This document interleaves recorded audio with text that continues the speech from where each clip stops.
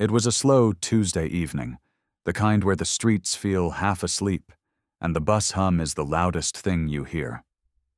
The usual crowd had already come and gone. Office workers with tired eyes, grocery bags in plastic handles, kids with earbuds drowning out the world. Stop after stop, the seats emptied.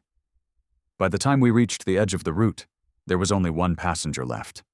A boy, maybe 14 or 15, slouched in the back corner. His hood was pulled low, hiding most of his face, but I could see his sneakers tapping nervously on the floor. I announced the last stop like I always do, voice steady over the intercom. End of the line. Last stop, everybody.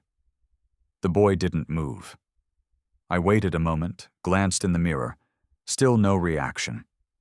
Most kids that age would at least glance up, maybe grab their bag, but he just sat there, staring out the darkened window as if the world outside didn't matter.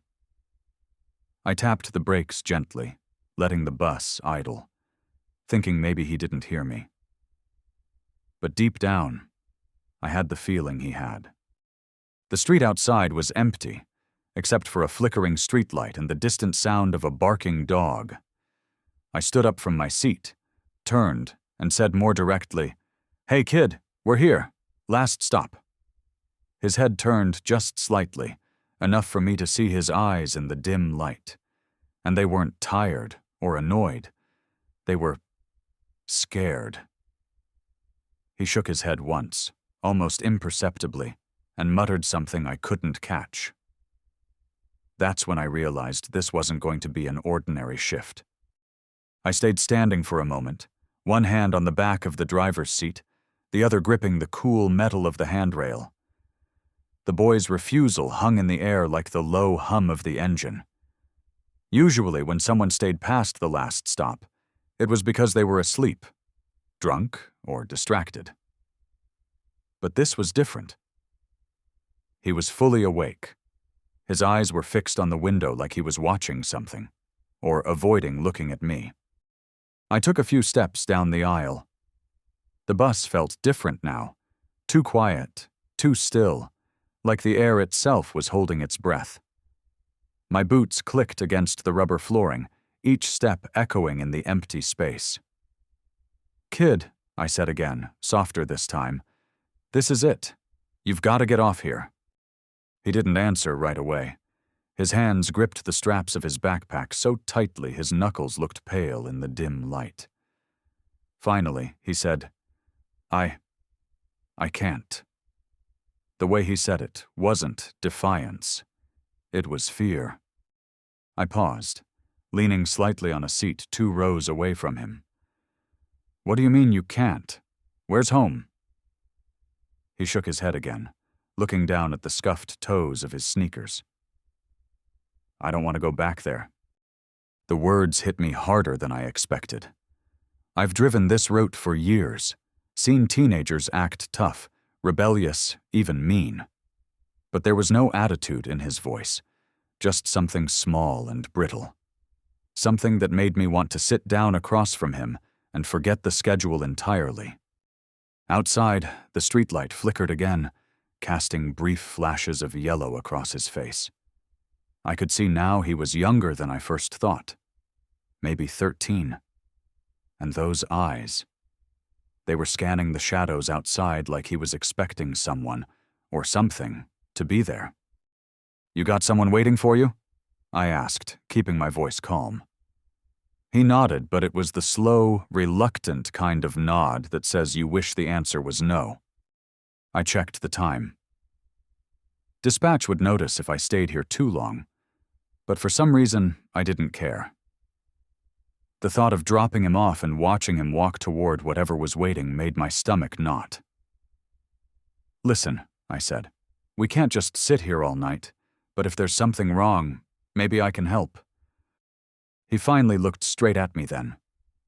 Not for long, but enough to see the glint of unshed tears. "If I get off, he's going to be there." His voice cracked on the last word, and I felt the hair on my arms stand up. Whoever he was, the kid didn't want to see him. And suddenly, neither did I. The hum of the engine was the only sound for a long moment. I stayed standing halfway down the aisle, my hand resting on the cool metal rail, watching the boy twist the straps of his backpack. His knuckles had gone white. His breathing was shallow, not from running, not from exhaustion, but from the kind of tension you only feel when you know something is about to happen. Outside, the street beyond the last stop was quiet. Too quiet. Normally there'd be a car or two passing by, maybe the glow of a TV in an apartment window, a couple walking their dog. But tonight it was just darkness broken by a single flickering street lamp, its light spilling across cracked pavement. The shadows between the buildings seemed deeper than they should be. I glanced back at the boy. "You said he's gonna be there," I repeated. "Who is he?" The kid didn't answer. He just kept looking at the window, but not directly out. More like he was watching the reflection, the way you do when you don't want to be obvious about what you're seeing.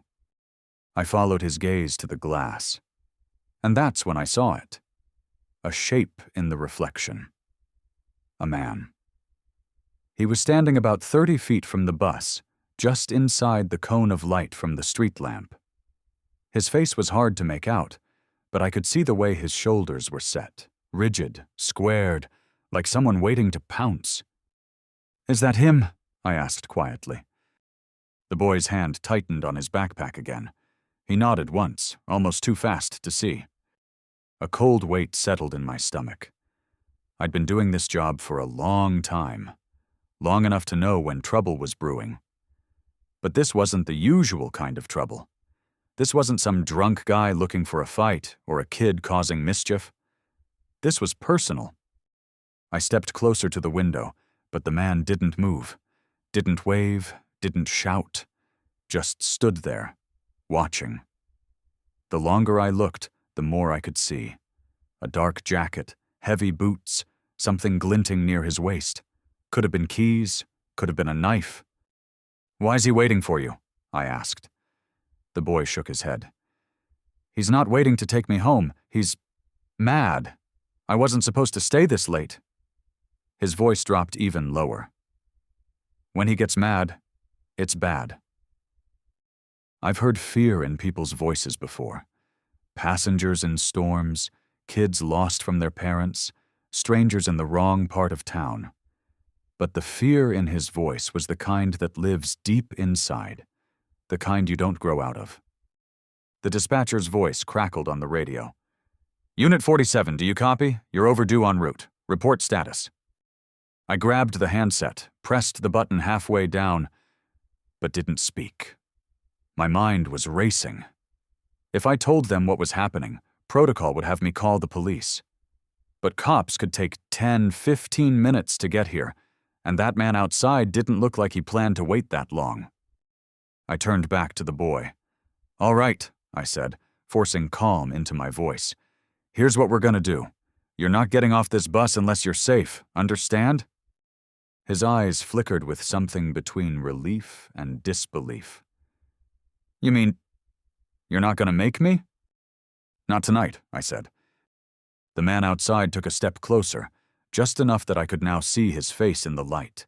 It was tight, hard, with a mouth pulled into something that wasn't quite a smile. His eyes flicked from me to the boy and back again. "Lock the door," the kid whispered. His voice cracked on the last word. I didn't have to think twice. I hit the switch, and the pneumatic hiss of the front door's sealing shut cut through the silence. The man outside tilted his head, like he'd just been challenged. Then, without warning, he took another step forward. I felt my pulse in my ears. I didn't know how this night was going to end, but I knew one thing for sure. I wasn't about to hand this kid over to whatever was waiting out there. The man outside didn't move for a moment after stepping closer. He just stood there, framed under the sickly yellow streetlight, his hands in the pockets of his jacket. The boy had gone completely still, the way animals freeze when they sense a predator. I stayed at the front of the bus, my hand resting on the metal lever for the door, even though I'd already locked it. Then came the sound. Slow, deliberate footsteps on the pavement. The man crossed the last few feet to the bus and stopped just inches from the glass. He leaned forward slightly, peering inside, his eyes locking on the boy in the back seat.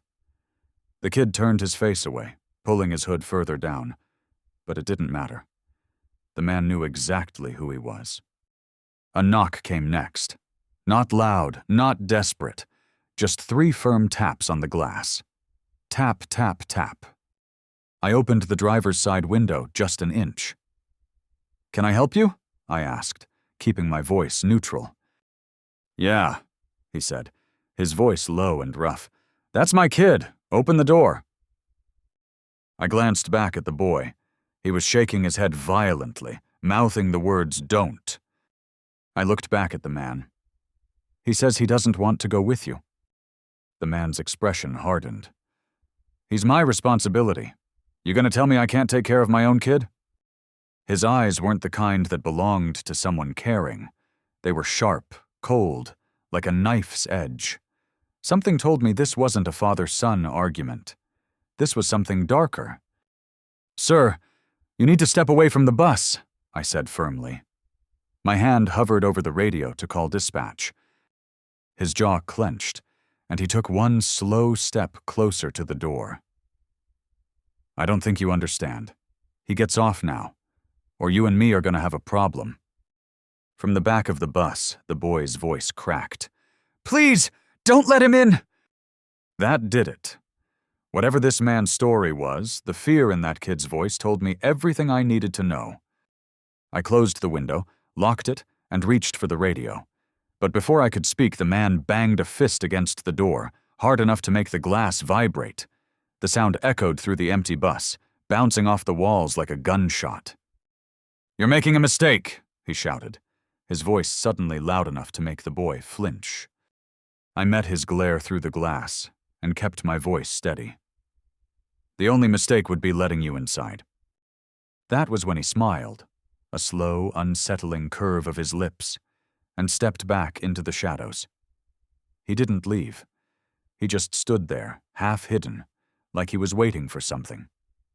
And for the first time that night, I realized we might not be the only 2 people on this bus who were in danger. For a few seconds, nothing happened.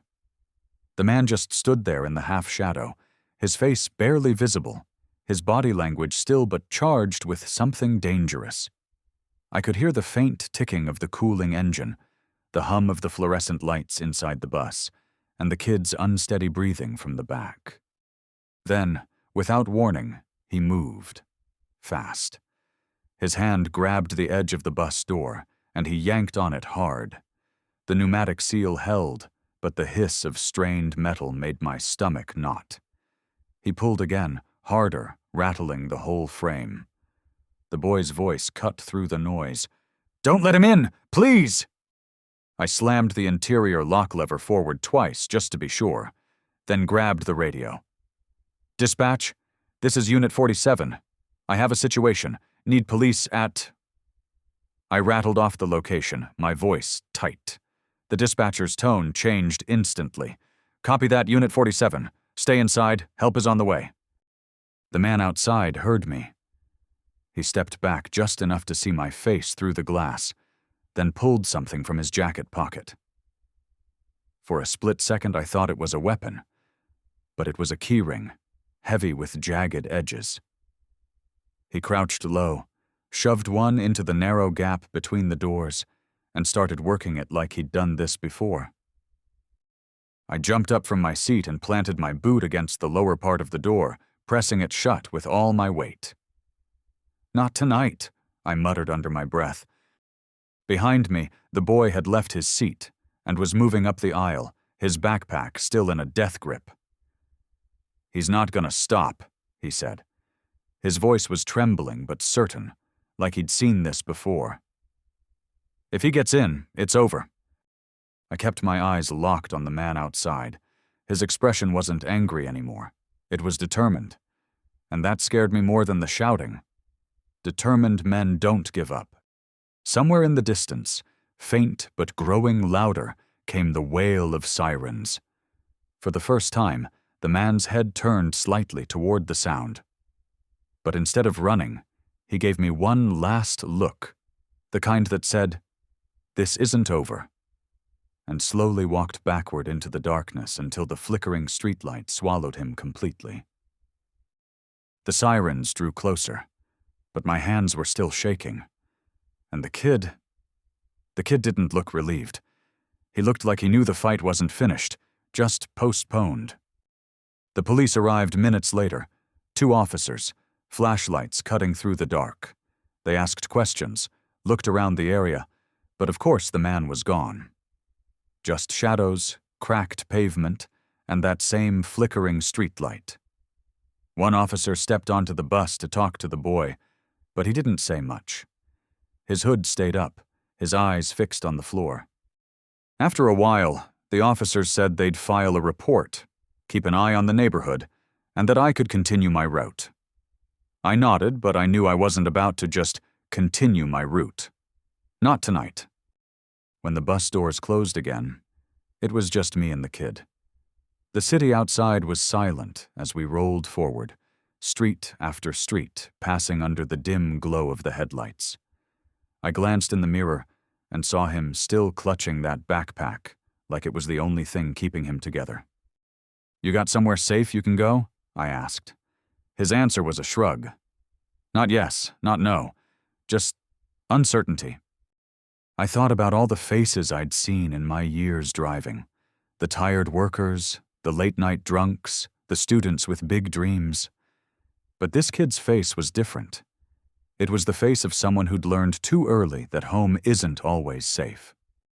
"All right," I said quietly. "Then we're not ending this ride just yet." I drove him across town, to the all-night diner I sometimes stopped at between shifts. The owner, Maria, was a friend, the kind who didn't ask too many questions but noticed everything. She gave the boy a plate of pancakes and a hot chocolate without a word.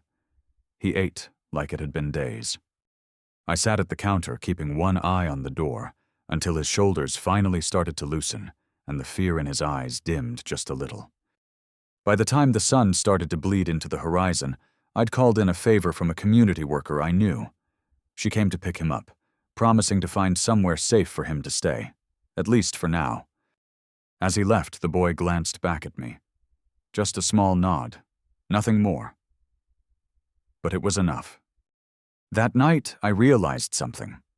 Sometimes, being a bus driver isn't about getting people from point A to point B. Sometimes it's about stopping someone from going to the wrong place entirely.